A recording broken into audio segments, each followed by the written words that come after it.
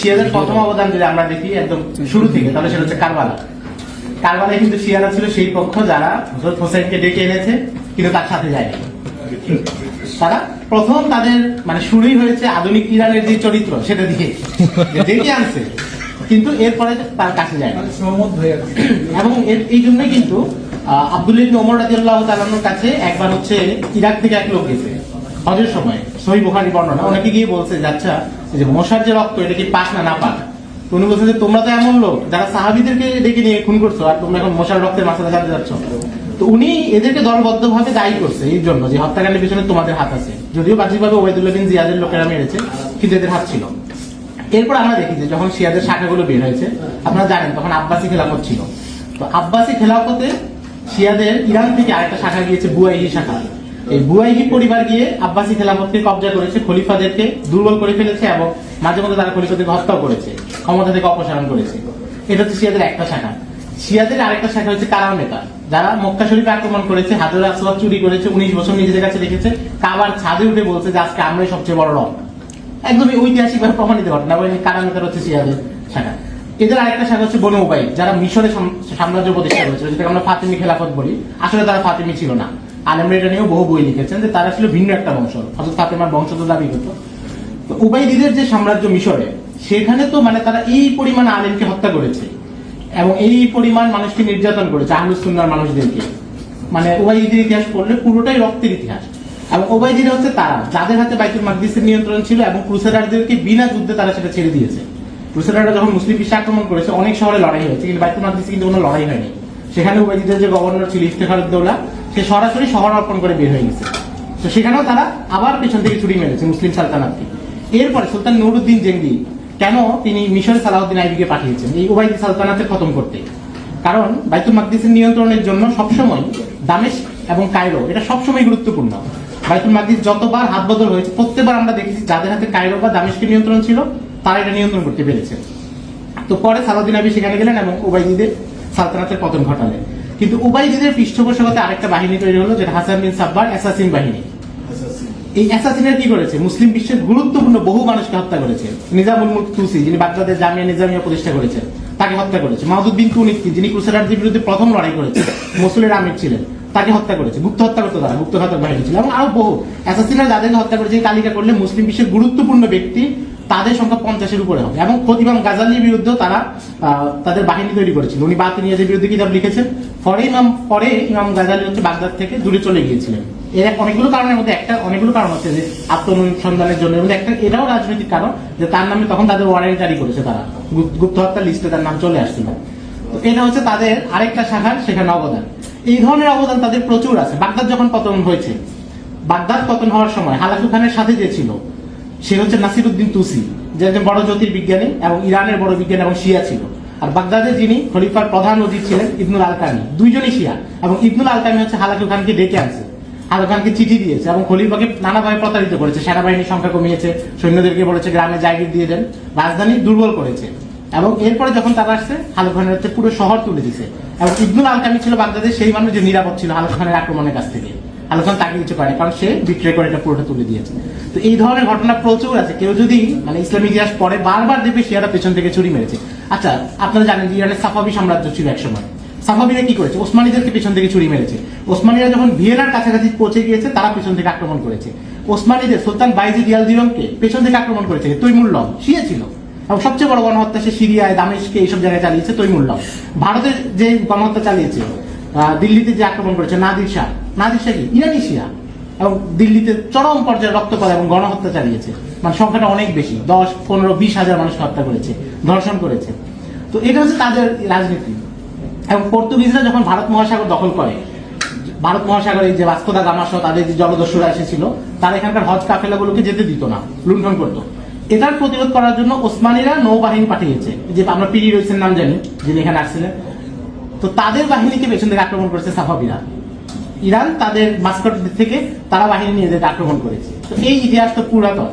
এবং এরপর আধুনিক কালে যদি আমরা দেখি, সিরিয়াতে যা হয়েছে, বাশার আল আসাদকে কারা প্রোটেকশন দিয়েছে? সিরিয়াতে সবচেয়ে বড় গণহত্যাগুলো কারা করেছে? ইরান করেছে সরাসরি।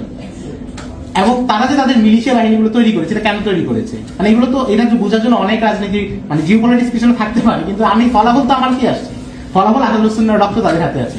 আজকে আল আজহারের একজন ভদ্রলোকের লেখা দেখলাম, উনি বললেন যে এই প্রথম কোন গায়ের মুসলমানের সাথে লড়াই করার জন্য ইরানকে ধন্যবাদ। কারণ তাদের ইতিহাসে এটা, তারা সবসময় লড়াই করেছে মুসলমানদের বিরুদ্ধে। এবং তারা যখন ইরানি বিপ্লব করেছে, ইরানি বিপ্লবের পরে তারা কি করেছে, এর আগ পর্যন্ত আপনারা জানেন যে শিয়াদের একটা আকীদা আছে তাকিয়া, গোপন করা, অর্থাৎ সে যেটা বিশ্বাস করে সেটা সে বলবে না। এবং এটা তাদের কিন্তু হাদিসের কিতাব আলাদা, ফিকহের কিতাব আলাদা, প্রত্যেকটা কিতাব আলাদা। আমাদের যেমন সহিহ বুখারী, তাদের হচ্ছে উসুলে কাফি, হাদিসের সবচেয়ে বড় কিতাব, সেখানে তাদের হাদিস আছে, তাদের মতো হাদিস আর কি, লা ঈমানা লিমান লা তাকিয়াতা লাহু, যার তাকিয়া নেই তার ঈমানই নাই। তো এই আকীদার কারণে তারা হচ্ছে আগে এটা গোপন রাখতো। কিন্তু 79 সালে যখন খোমেনি আসলো, খোমেনি তো হচ্ছে তাদের নতুন ইমাম এবং মুজাদ্দিদ, এবং তাদের কিন্তু তাদের কাছে তাদের ইমাম এবং মুজাদ্দিদের ধারণা হচ্ছে এটা যে তারা নবীদের চাইতেও পবিত্র, ফেরেশতাদের চাইতে উচ্চ স্তর। এগুলো তাদের সরাসরি কিতাবে লেখা আছে। কিন্তু আপনি যদি জিজ্ঞাসা করেন, আপনি দেখবেন যে তারা বলবে যে না, আমরা তো এগুলো বিশ্বাস করি না।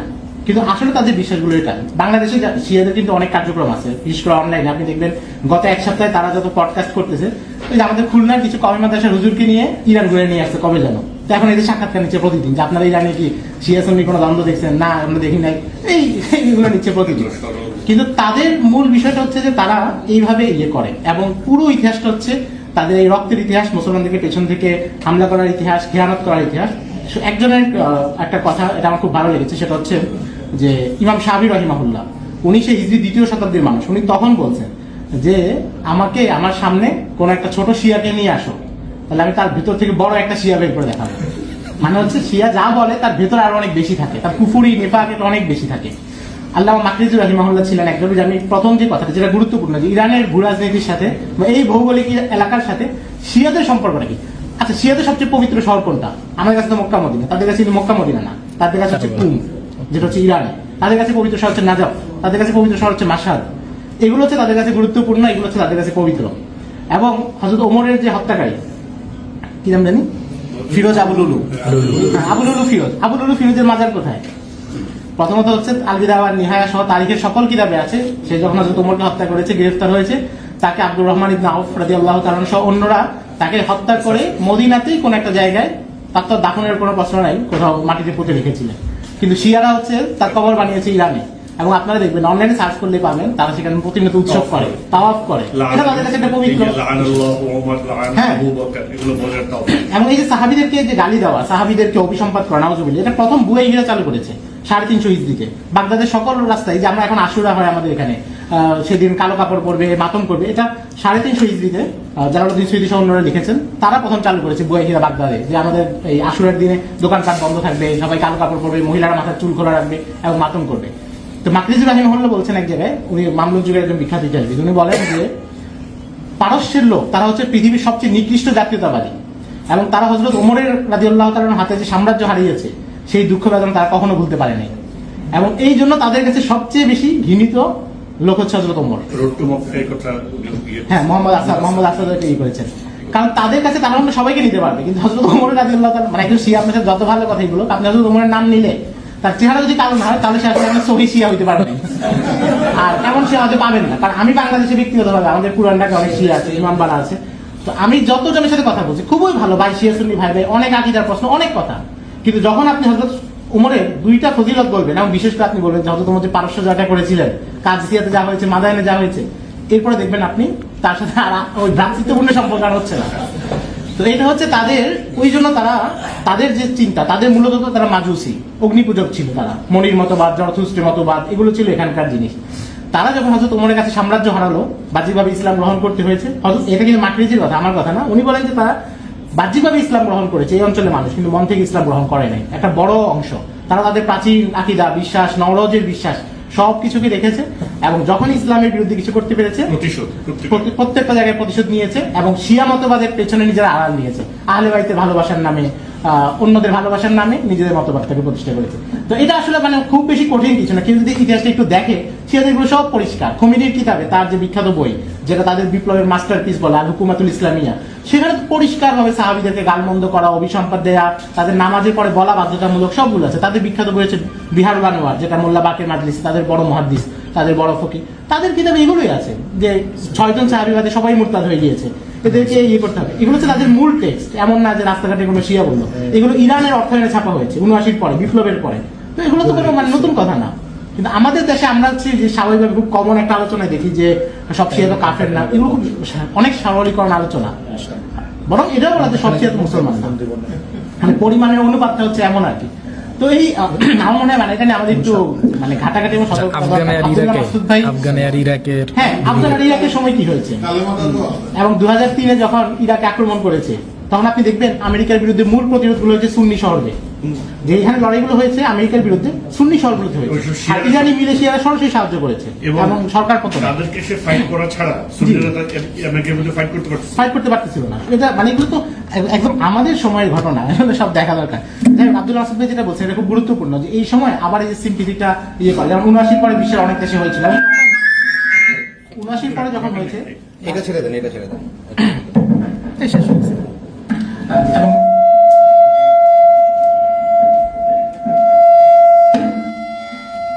কি দরকার ছিল?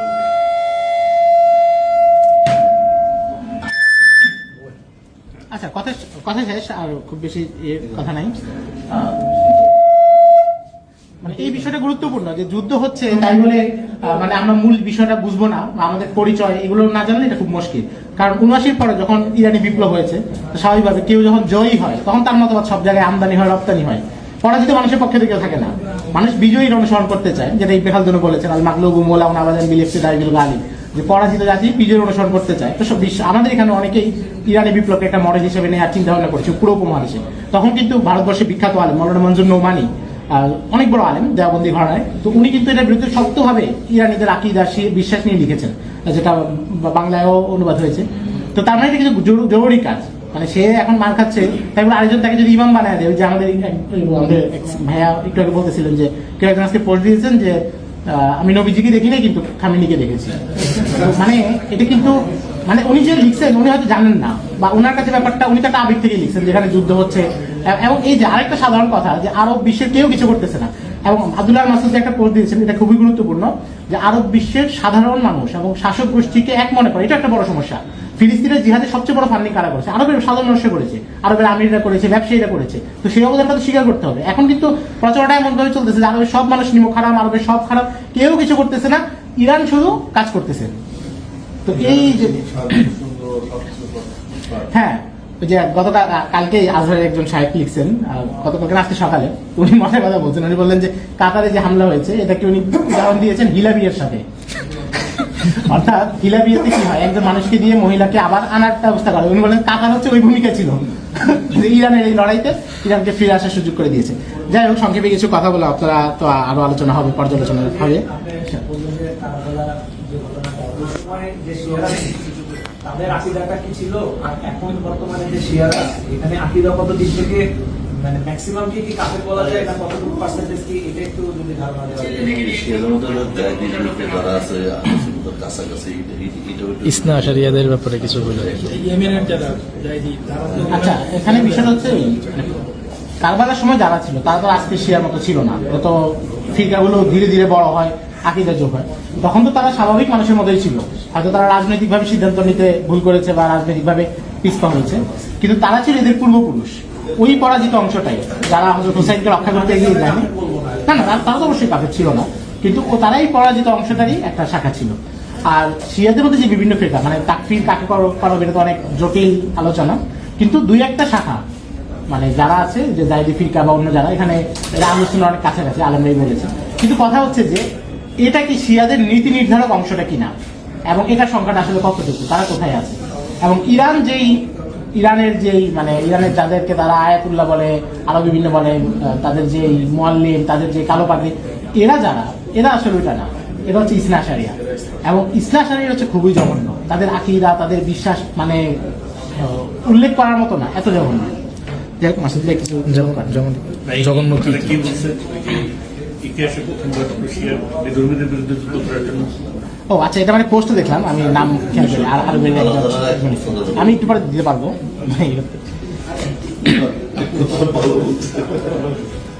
আমি